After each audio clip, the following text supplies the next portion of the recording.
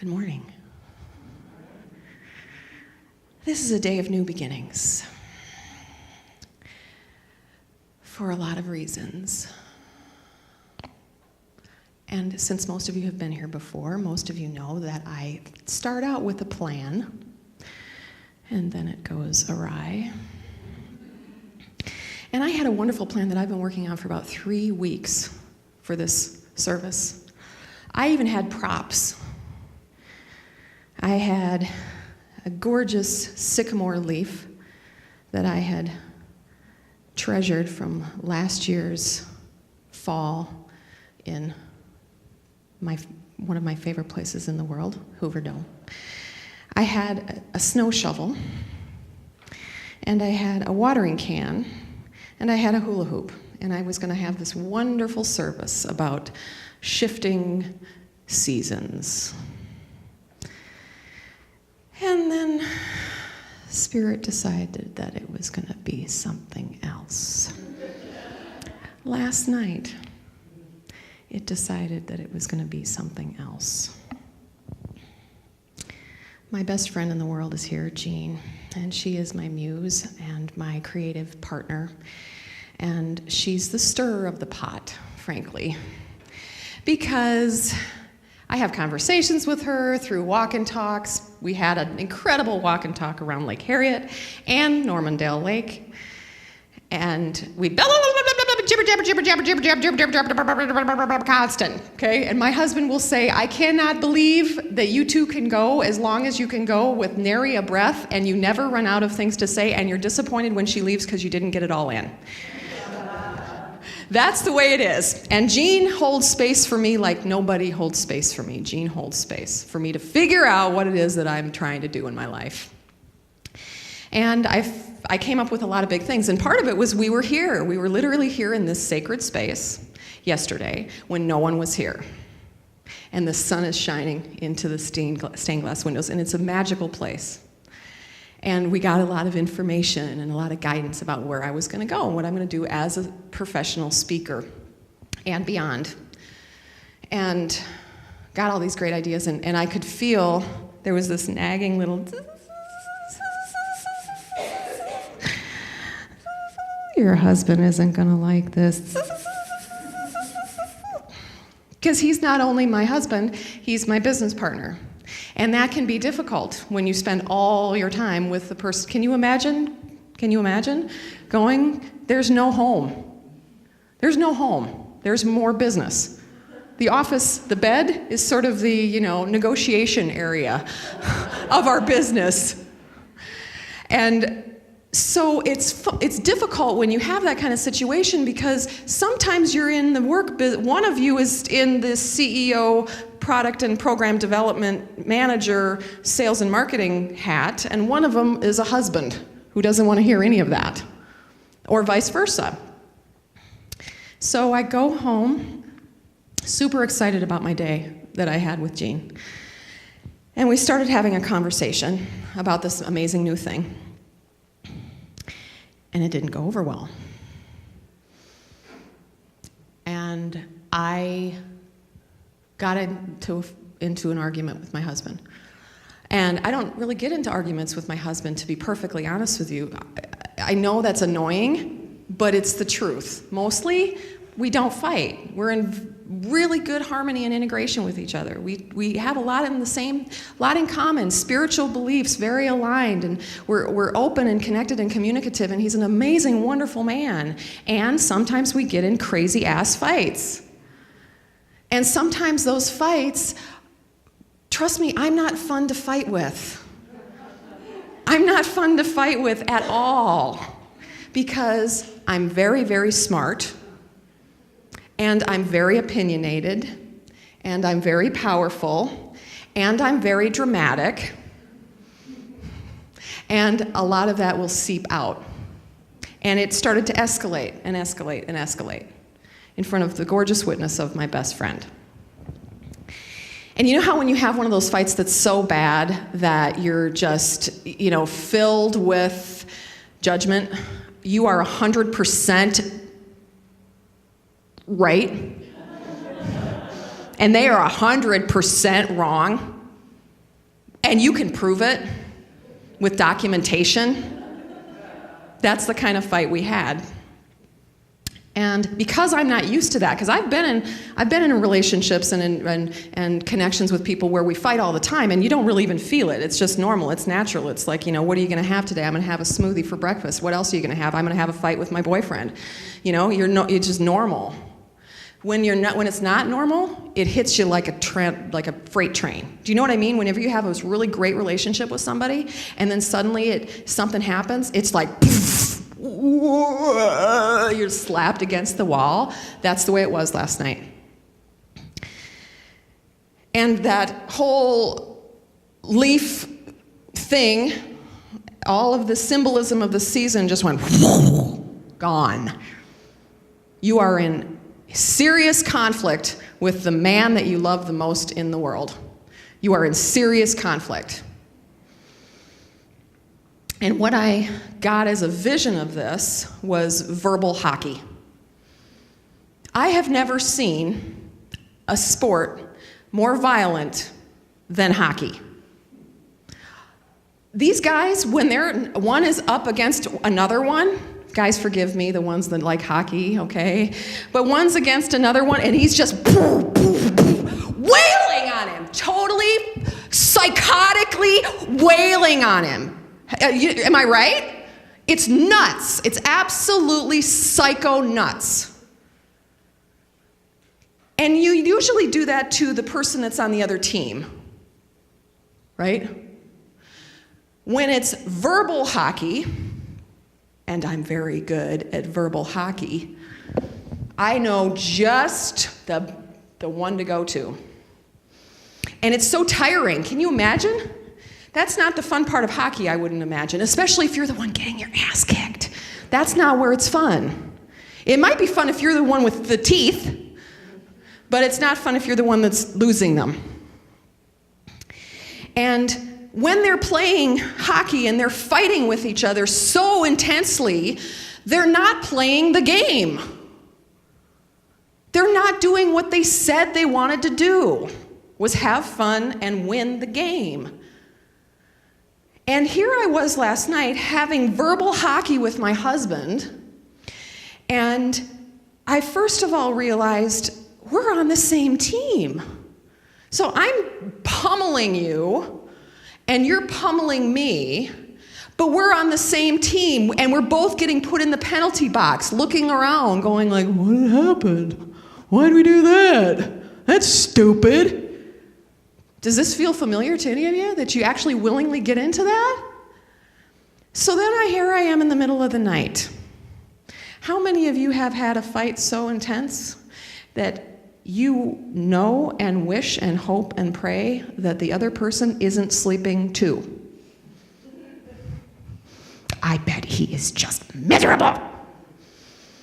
He's got to just be tossing and turning and just thinking so much about how he messed up.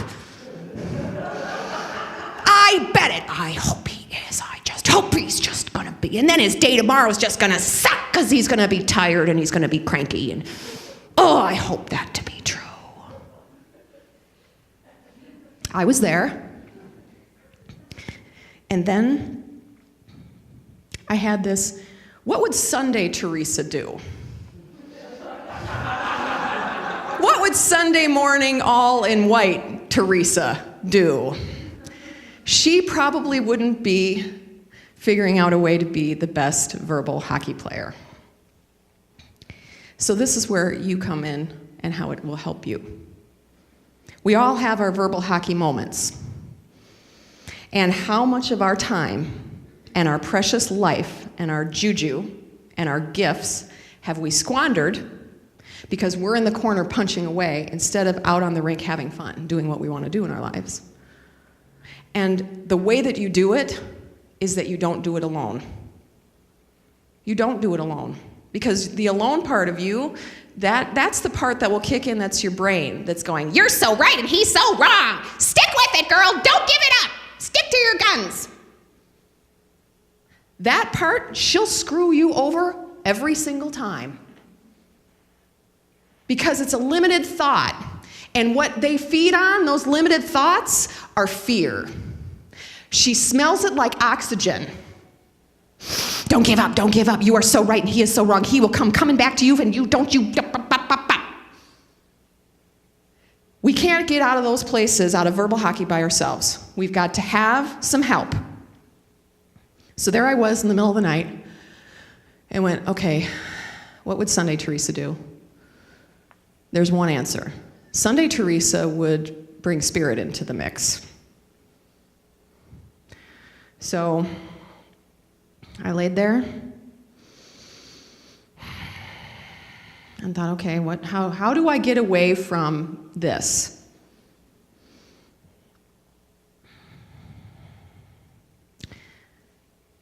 I know that the man that said what he said isn't happy right now. And I know that I love that man. And I know that that was totally out of his character. That's not who he is. And I know that it's killing him right now. So I want to, and I know that why he did those things are deeper than the things that we got in the fight about, because it always is. So I decided that it was going to be in a place of compassion. So there I was in bed, going from this to, okay, what would you do? How would you really do this? How would you show compassion to him right now at 2:30 in the morning? You don't really want to wake him up at 2:30 in the morning and say, I'm going to give you a lot of love now. You know, he might have liked that actually, but so I just imagined, okay, I'm just going to send you lots and lots of love and lots of acceptance and compassion and understand that this, I know, was really tough for you, and I don't want you to feel that way. I don't want you to feel that way. And so I went from anger ball to healer when I brought in spirit. And I recognized that that's the thing that started to soften me. That's the thing that started to get me out of, because sometimes when you're in that verbal hockey, what happens is you lose all the blood in your head. And you just start firing red, right? And then you're just in it. You're just in the groove. And even if that person's not there, you can be doing just the same thing. You can play verbal hockey by yourself. You can do it by yourself. You can play verbal hockey with the ex-boyfriend from 10 years ago. You can play verbal hockey with your father or your mother. You can do that. So when you soften into compassion, when you start to go, wait a minute, they are struggling, they are feeling this, and I love this person, and we're on the same team. Wait a minute, we're on the same team. And you start to show compassion to this person, you bring Spirit's presence into it. And when you're in there, when you're starting to go, wait a minute, okay, yeah, he's not just this, evil man, 100% wrong, I'm 100% right. Let's start going into what will really get rid of this. What will really get rid of that feeling and get rid of that game is forgiveness. Forgiveness. This is the tough part, because if you're really smart and you're a really good player at verbal hockey, you know how to add points while it's happening. Do you know what I mean? Like, you can be mad about this. You said this, or didn't say this. You did this, or didn't do this. And then when they don't react exactly the way you want to, then you can say, you not only did this, but then you did this. And then when I told you that you did this, then you did this. Do you remember that you did this? And now when we're actually looking at the scenario, I can point to 17 different points of circumference of how you screwed this up. But how much of me has been wasted? How much of him has been wasted? How much of life has been wasted? Because I could point all the different problems. And so I just sunk into this place of, I forgive you, I forgive you, I forgive you. I forgive you, and I forgive me, the part that stirred this soup up. So then I start opening up the window that it's not 100% wrong and I'm 100% right. I forgive myself in this equation too. It starts to soften, and then I could actually go to sleep. Then I was like, oh my God, I feel good. I don't know how he's feeling, but I feel fantastic. I'm loving this man up. I'm saying it's okay. I know he's human. I'm giving him all my love. And I'm saying tomorrow morning, brother, when we have the real conversation about what's really going on, I am going to 100% forgive you and forgive myself for being a part of it. for being the nasty-ass catalyst that I was. I lit the fuse. Then, when you're in that soft place of forgiveness, then you move into presence. Once you're not against the boards in the verbal hockey game, you can be present in your own experience. And that's about grounding. It was not an accident that I felt better after going outside this morning. Ground, air, earth, reality. My legs, being here, dancing, hooping. That's a grounding exercise for me. So when we finally get away from the verbal hockey and we ground, we go, okay, boom, we're here. And we're going to move into soul ownership mode. Soul ownership. Because what happens, in my view, is we're tied, a lot of us. There's an incredibly strong tie, energetic tie, between this woman and me. It's like steel. And it's clean, and it's good, and it's beautiful, and it's supportive.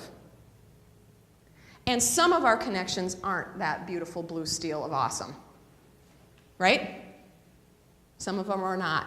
But they're still there. That doesn't make them, because they're not awesome, doesn't make them go away. And then what happens is we spend our whole lives going like this because he or she is dragging us around, or they're going like, oh, feel good? You want to feel good? Okay, I'm feeling good, so you'll feel good. You want to feel bad? Okay, I guess I'll feel bad too. You want to feel like a victim? I guess I'll feel like a victim too. I guess that's how that's going to work. That's how that happens. That's verbal hockey. Boom, boom, boom, boom, boom, boom, boom. Who's going to win? Who's going to win? Darkness usually has a little bit more stink on it, so it tends to be the one that sticks with us a little more. But when we step into the place where we go, okay, I'm going to show compassion for this person that seems to be pulling me around. Because I know they're not coming from a mean place or a dark place, they're coming from a fearful place. They're coming from a place where they forgot, or they never knew in the first place, that they're divine. That they have so much more inside of them than what someone in their past told them. And they're clueless. They're clueless. So when you drop that, when you say, I'm not going to judge you anymore, and I'm going to forgive you for the stuff that you did. I'm going to let it go. I'm not going to hold on to it. I'm not going to be connected to it or identify myself with it or be that person of, I've been screwed over by you for 20 years. I'm going to let all that go, and I'm going to own my part of holding on to that crap for the last 20 years. You let that go,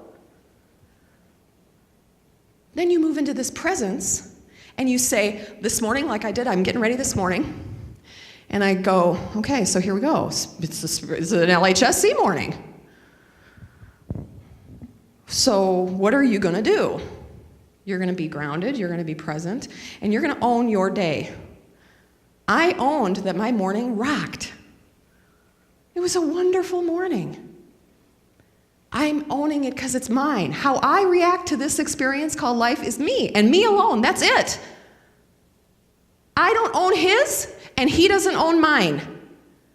I do not own that he didn't get a good night's sleep if he didn't get a good night's sleep. You see what I mean? He might be able to, and he won't. Will you, Michael, on the video? He won't say, it's all your fault. He might at the beginning, you know how we do that? We have like victim farts, right? It's all you! Oh, wait a minute. No, that was me, actually. That was me creating this stink. That was me reacting to this. That wasn't you, that was me. So we move into soul ownership. So I decide, am I going to let this identify me today? Am I going to be the sole owner of my life and my joy and my service? Sole proprietorship. You own it. And when we can get into that, then the garden hose gets unkinked. Do you know what I mean? Have you ever had one of those old garden hoses that has, and it was a long time ago when they'd have like slip and slides and you'd have the sprinklers and you'd go, why is this not going? It's because there were kinks in the garden hose. Well, then what happens is when we're in this perpetual cycle of verbal hockey or some version of it, maybe it's verbal badminton, maybe it's sweeter, but it's still not keeping you in the game. When we can step into that, then the garden hose unkinks and we are in alignment with that which is bigger than us, in whatever way that is for you, and you have so much more power to do what you want to do in this life. Instead of being so focused on how they're screwing you over, or that's not giving you what you want, or poor, poor, pitiful me, or boo freaking who. All that's keeping you from doing what you're supposed to be doing here. Each and every one of you is here now for a reason to shine your light and teach people about how to walk in this world consciously, presence, power. Every one of you. And when you can be in that place of compassion and forgiveness and presence, Spirit is like, yes! Good. Now, here's some information. Here's some guidance. Here's the people. Here's the doors opening. Here's how you're going to feel better. Here's how you're going to walk better. Here's all the things that you couldn't possibly orchestrate in your life will start happening when your hose is unkinked. And you have a purpose. You're in your purpose. How do I serve? How do I live? How do I love? So let's spend some time actively visualizing that journey for you. Let's get comfortable.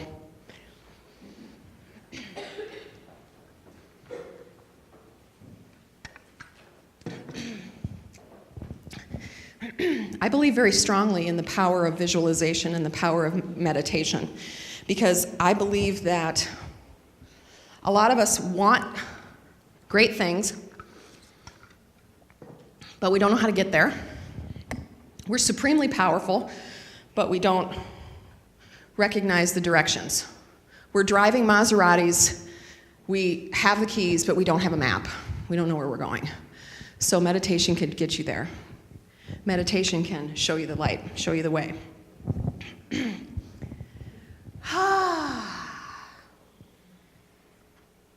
All right.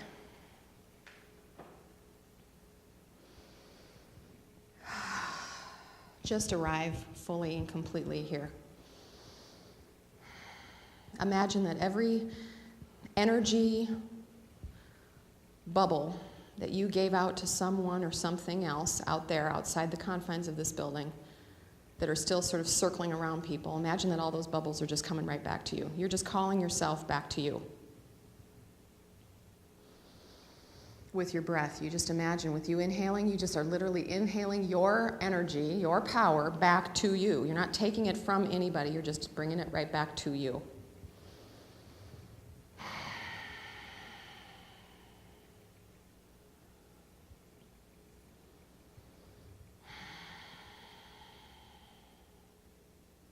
And with your next breath, just breathe fully into your body. Imagine that you're going to breathe all the way down into your legs, all the way down to your toes.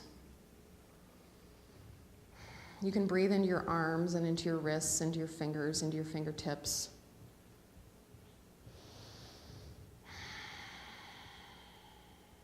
Breathe into your back, your spinal cord.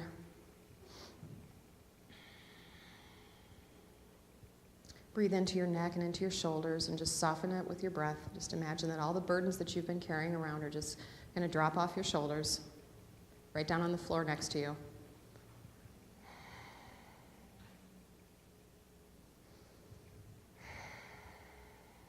And just feel the earth underneath you. Feel that there's this huge, powerful, blue, vibrating, alive, electric ball of energy that is providing you all the things that you need in your life, really. It gives you the food, it gives you the water, it gives you the shelter.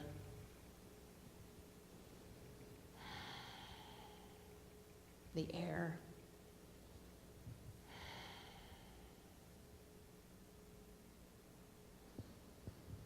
And just keep breathing and allowing yourself to just kind of soften into this experience and imagine what the color is inside of your body. What's the color of your energy inside of your body right now? Where are you? Are you feeling gray or brown or green or gold or light, white, blue? What are you? Where are different pockets that are maybe darker? People that have burrowed in a little bit deeper than you would have liked. Memories that have burrowed in, wounds that have burrowed in, slights of word, of deed, burrowed in. Just notice where they are. Don't judge it or anything. Just see it.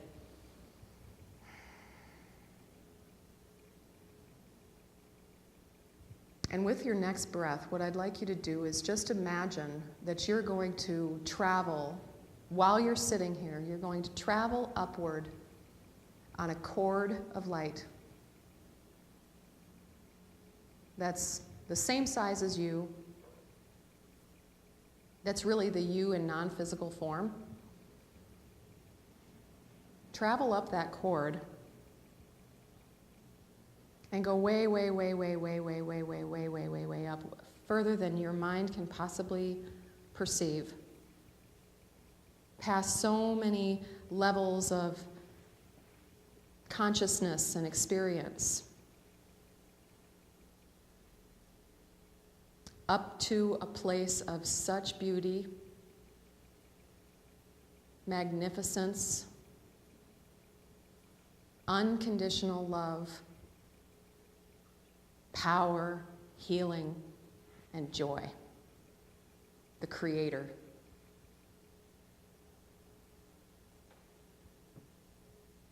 Imagine that Creator takes just a little bit of itself, of its perfect self, of unconditional love, joy, healing, freedom, power, creativity, and it travels down your cord, all the way down, this perfect white light of creation, and it enters the top of your head. And as it enters the top of your head, it begins to grow. It begins to melt, flow like water, all down through your mind, through your brain, through the cells, the spaces between the cells, the neurons, tissue, everything gets bathed in this white.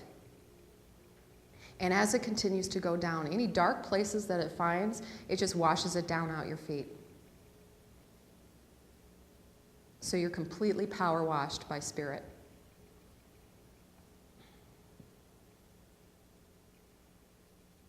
And as you do this, you recognize that there is, in fact, no separation between the spirit energy that's running through you and you. You are it. It is you.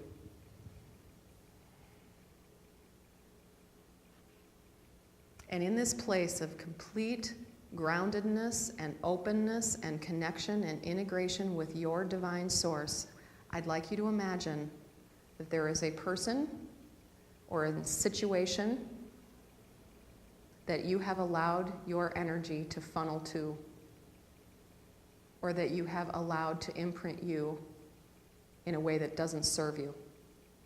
See that person or that situation right in front of you, about 2 feet in front of you, while you're still bathing in white,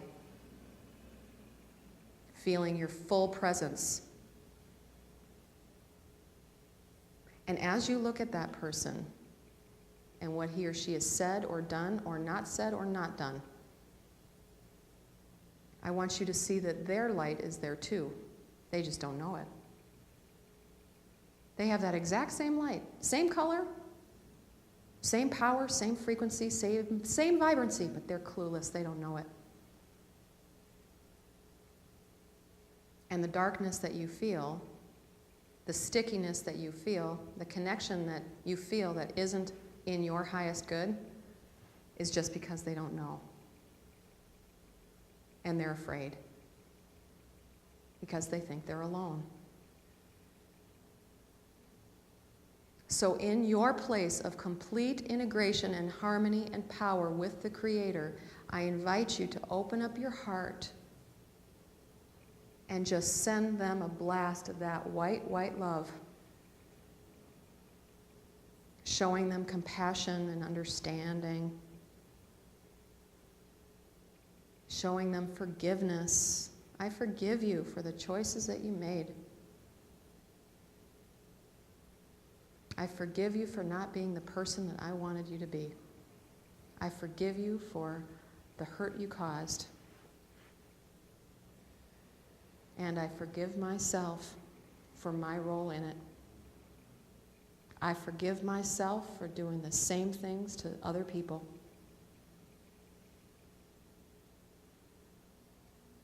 I forgive myself for connecting when I shouldn't have connected. Projected when I shouldn't have projected.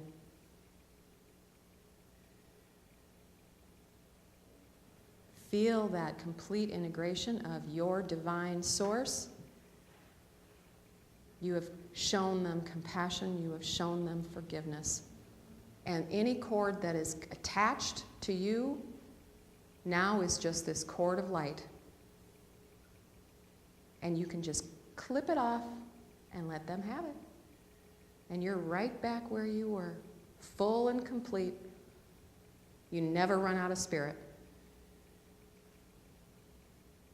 You've given them that gift, and you send them on their way. And as you continue to be in this place of presence, you breathe, you are grounded, you know that you own your experience. You own your happiness. In this place of power, where you are so much more than you open to Spirit's guidance, and you ask, what is my purpose? What do I need to do? Help me, guide me, show me the next step. Where should I go? And just sit in presence and feel the comfort and receive the information if it is ready to be given to you today.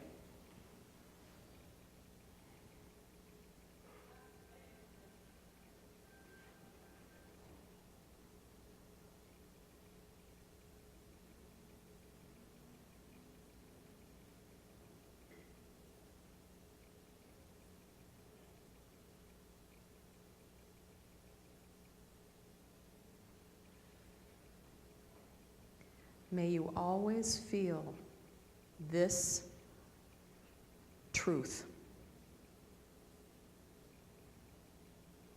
May you always feel this full.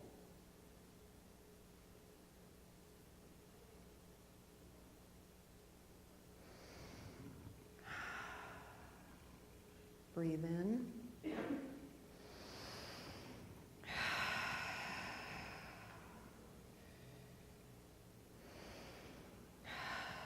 Coming back, but not all the way back. Come back, but not all the way back. Still stay with the vibration of the Creator, of your own power, of your own ownership, but still be in the room.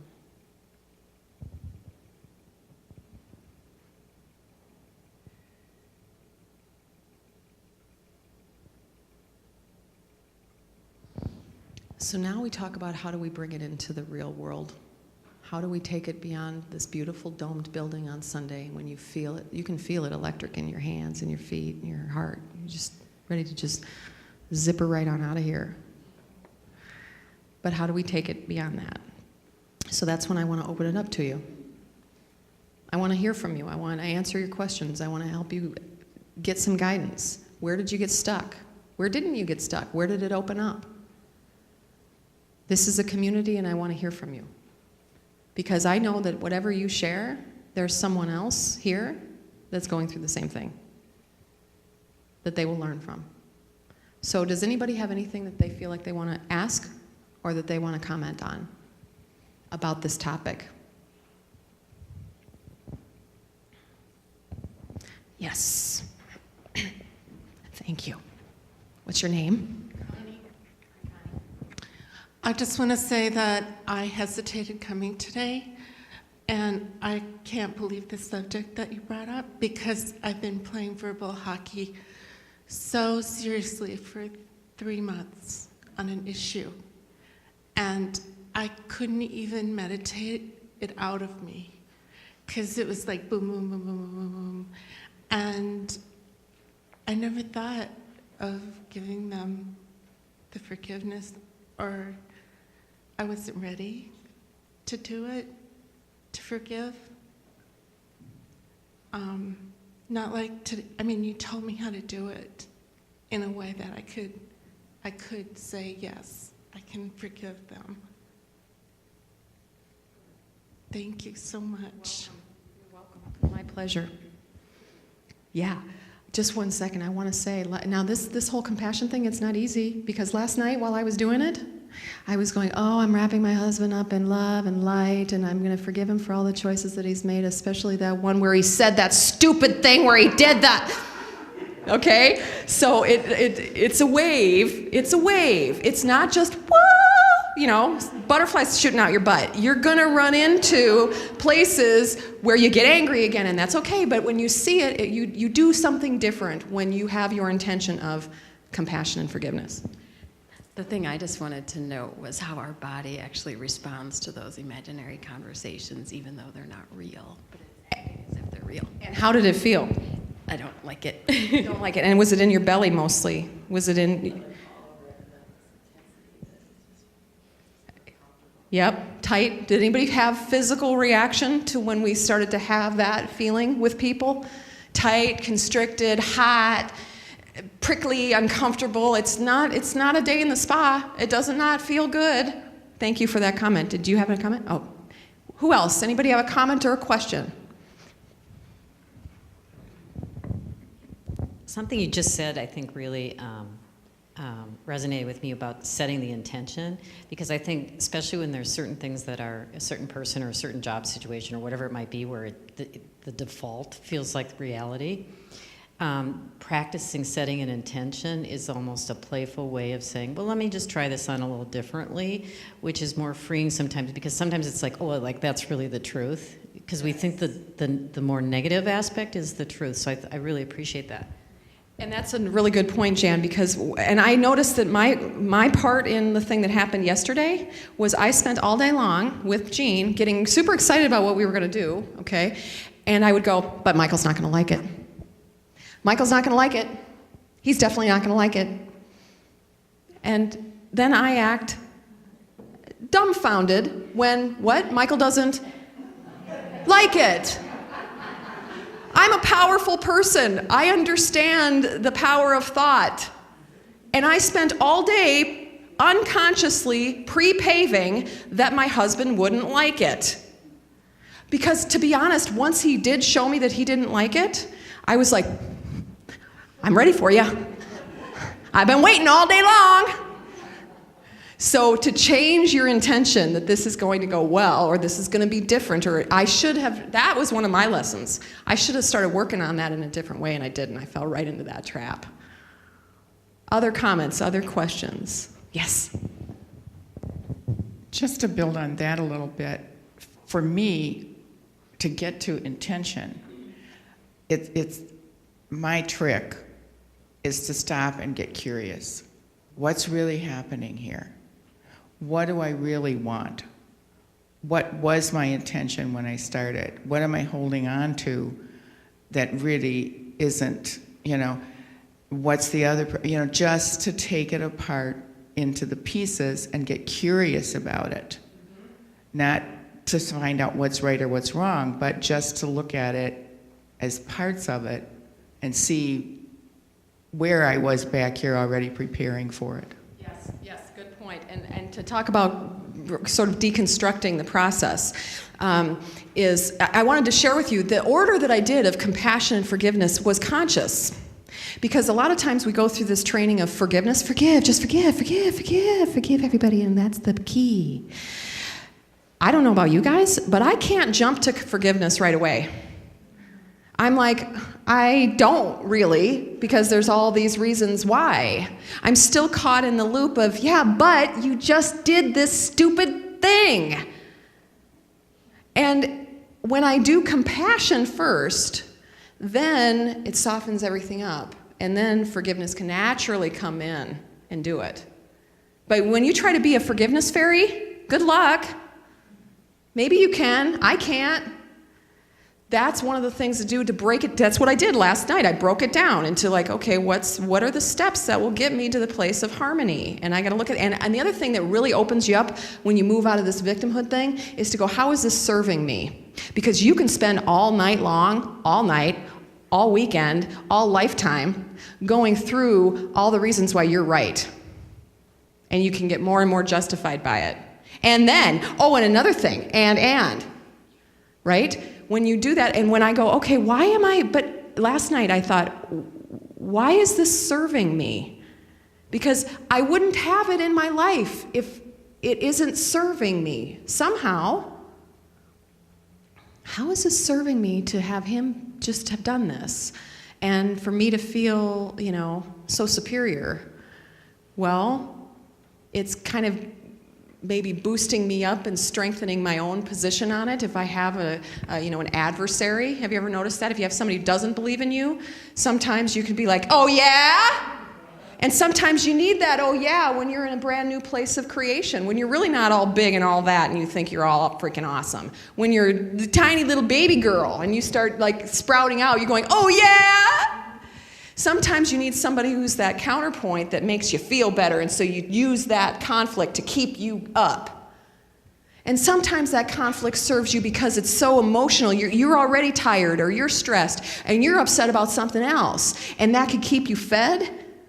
An easy conflict, a long-standing, slow-burning, forever conflict can sort of be your outlet for gunk.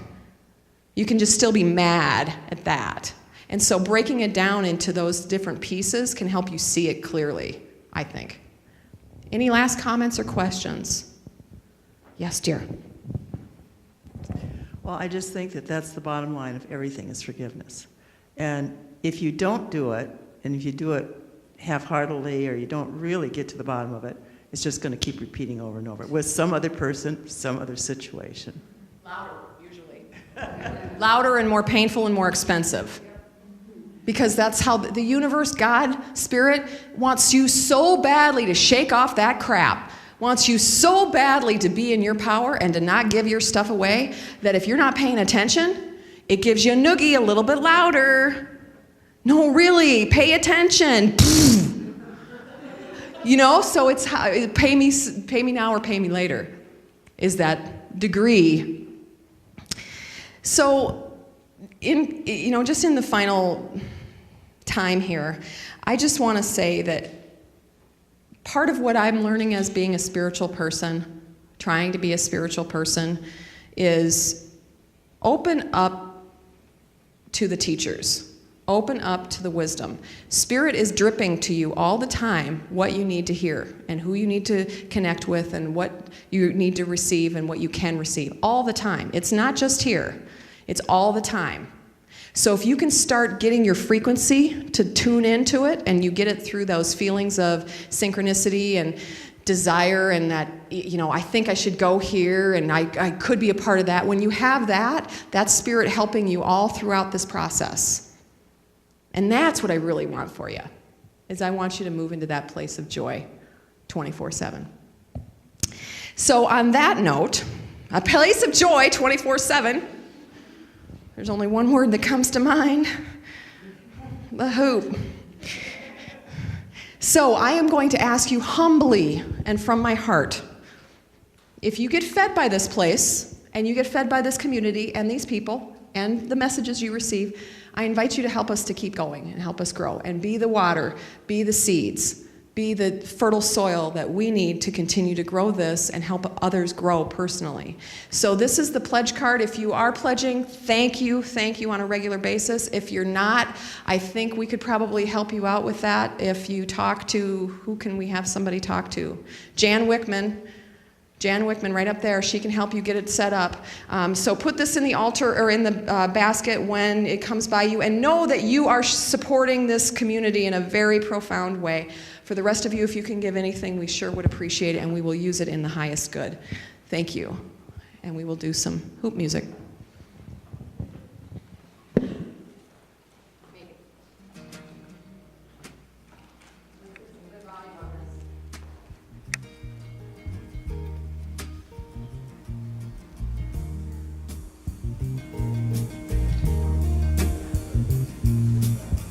We were born before the wind,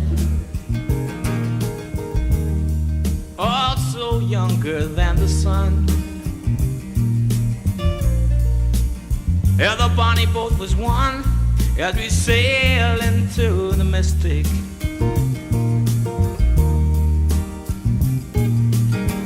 Hark now, hear the sailors cry.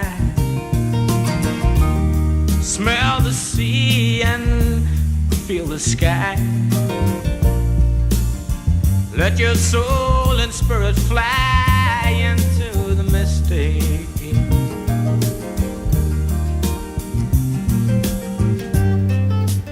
And where that foghorn blows,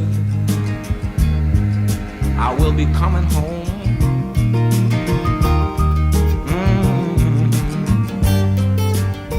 Yeah, when the foghorn blows, I wanna hear it. I don't have to fear it, and I wanna rock your gypsy soul, just like way back in the days of old. Yeah, magnificently we will fold into the mystic.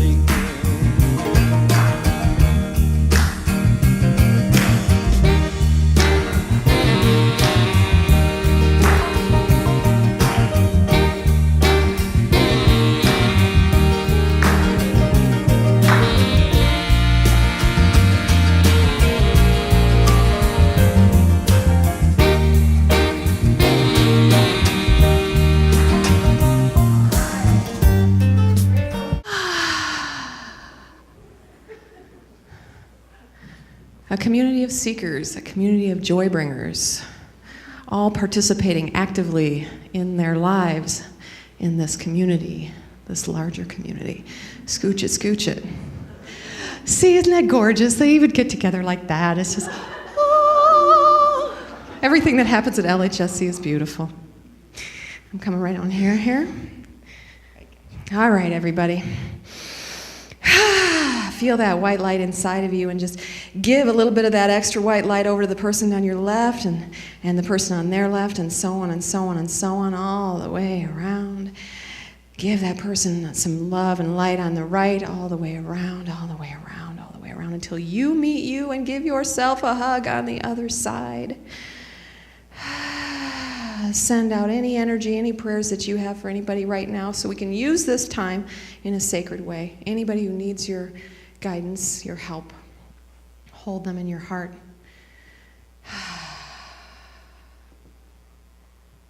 And remember that you are enough. Thank you all very much. Make it a beautiful day. Bye-bye.